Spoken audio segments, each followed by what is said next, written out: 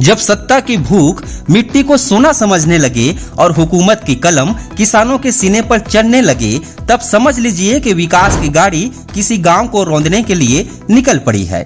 नमस्कार, मैं जर्नलिस्ट ललित मुखर्जी। आज बात छत्तीसगढ़ के उसी माटी की जहां के ग्रामीणों की आंखों में अब नींद नहीं बल्कि अपनी जमीन छिन जाने का खौफ और सत्ता के खिलाफ आक्रोश है। आज बात उस विकास की जिसकी चकाचौंध में गांव के अंधेरे और ग्रामीणों के आंसू दिखाई नहीं देते। आज बात छत्तीसगढ़ के महासमुंद की जहां सरायपाली ब्लॉक के आखिरी छोर पर बसा एक गांव जंगलबेड़ा, एक ऐसा गांव जिसे नक्शे पर शायद ढूंढना मुश्किल हो, लेकिन आज यहाँ की लड़ाई पूरे देश के लिए एक नजीर है।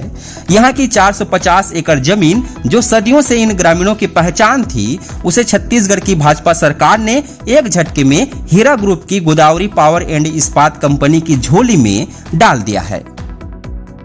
छत्तीसगढ़ में सुशासन का नारा देने वाली भाजपा सरकार ने हीरा ग्रुप की कंपनी गोदावरी पावर एंड इस्पात के लिए रेड कारपेट बिछा दिया है।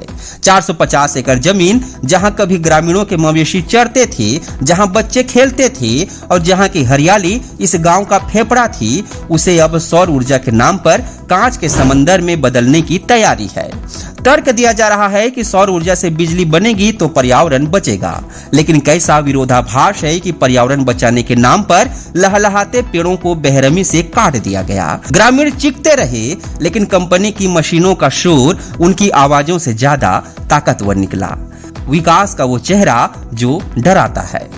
कल्पना कीजिए, आप जिस जमीन पर अपने बच्चों को खेलते देखते थे, जहां की जोगी डबरी के पानी से आप नहाते थे, वहां आज बड़ी बड़ी मशीनें खड़ी है। सरकार ने इस जमीन को खाली बताकर उद्योगपतियों को सौंप दिया, पर क्या सरकार ने उन पेड़ों से पूछा जिन्हें बेरहमी से काटा जा रहा है?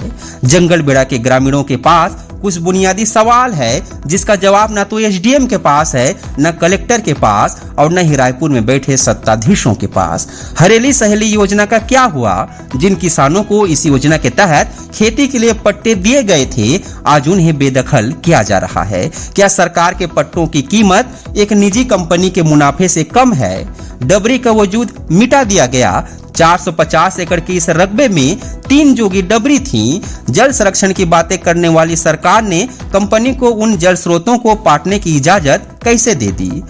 और ग्रामीणों को डर है कि जब 450 एकड़ में सोलर प्लेट्स लगेंगी तो गांव का तापमान कितना बढ़ जाएगा?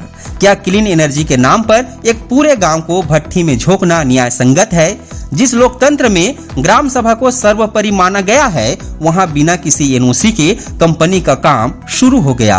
क्या पंचायतों के फैसले रायपुर के एयर कंडीशन कमरों में लिखे जाएंगे? ग्रामीण पूछ रहे हैं, साहब जब 450 एकड़ में कांच का जाल बिछ जाएगा तो उस गांव की तपिश कौन सहेगा? क्या सोलर प्लेट से निकलने वाली गर्मी में यहाँ के बच्चे झुलसेंगे? आज जंगलबेड़ा के लोग सड़कों पर नहीं, अपने उसी माटी पर अनिश्चितकालीन धरने पर बैठे हैं। वे मुख्यमंत्री से लेकर कलेक्टर तक की चौखट घिस चुके हैं, लेकिन जब सरकार बहरी हो जाए तो जनता को अपनी आवाज खुद बुलंद करनी पड़ती है। क्षेत्रीय विधायक चातुरी नंद भी ग्रामीणों के साथ उसी मिट्टी में बैठी हैं। उनका सीधा हमला है कि भाजपा सरकार अब जनता की सरकार नहीं बल्कि उद्योगपतियों की जागीर बन चुकी है। जल, जंगल और जमीन का यह सौदा छत्तीसगढ़ की अस्मिता पर प्रहार है। अभी तो अनिश्चितकालीन हड़ताल ऐसने चला थे। अवैया बेरा में अगर शासन प्रशासन इति ध्यान नहीं ली तो भूख हड़ताल की शुरुआत हुई और सबसे पहला भूख हड़ताल में मैं बैठी।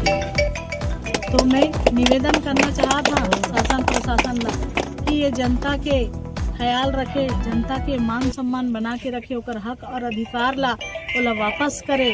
ऐसे में शासन प्रशासन से निवेदन करा था। एक जनप्रतिनिधि होए के नाते मनी चाहा था कि कोनो प्रकार के हो हल्ला होए, हुड़दंगबाजी होए, प्रेम से ये मामला निपट जाए और शासन प्रशासन हमार किसान भाई मन के, हमार बहनी मन के हक और अधिकार ला वापस कर दे। जंगलबेड़ा चीख रहा है कि हमें तुम्हारा वो उजाला नहीं चाहिए जो हमारी घरों को उजाड़ कर पैदा किया जाए। हमें वो विकास नहीं चाहिए जो हमारी डबरियों को पाट दे और हमारी पेड़ों की बलि ले ले। ये अपना मनमानी कर रहा है। विगत हम लोग 8वां महीने से ये लड़ाई लड़ रहे हैं, फिर भी शासन प्रशासन के कानों में कोई जू नहीं रेंग रहा है, उसको देखते हुए गांववासी ये निर्णय लिए कि हम अनिश्चितकालीन धरना प्रदर्शन करेंगे। अगर इस धरना प्रदर्शन से शासन प्रशासन के कानों में जू न रहेगा तो हम भूख हड़ताल पर बैठेंगे। ऐसे में मेरा सवाल है, आज देश के हर नागरिक को यह सोचना होगा कि क्या कॉरपोरेट का मुनाफा किसी गांव के अस्तित्व से बड़ा हो सकता है? क्या ग्रीन एनर्जी के नाम पर हरे भरे पेड़ों को काटना जायज है? जंगलबेड़ा के ग्रामीण आज सिर्फ अपनी जमीन नहीं बचा रहे, वे लोकतंत्र के उस आखिरी स्तंभ को बचा रहे हैं जिसे पूंजीवाद ढहाने की कोशिश कर रहा है। आप सोचिए, अगर कल आपके आंगन की जमीन को सरकारी बताकर किसी कंपनी को दे दिया जाए तो आप कहां जाएंगे? जंगलबेड़ा आज यही पूछ रहा है। देखना होगा कि क्या सुशासन का दावा करने वाली भाजपा सरकार इन ग्रामीणों की पुकार सुनती है या फिर हीरा ग्रुप की चमक में गांव का ये दर्द हमेशा के लिए दफन हो जाएगा। नमस्कार।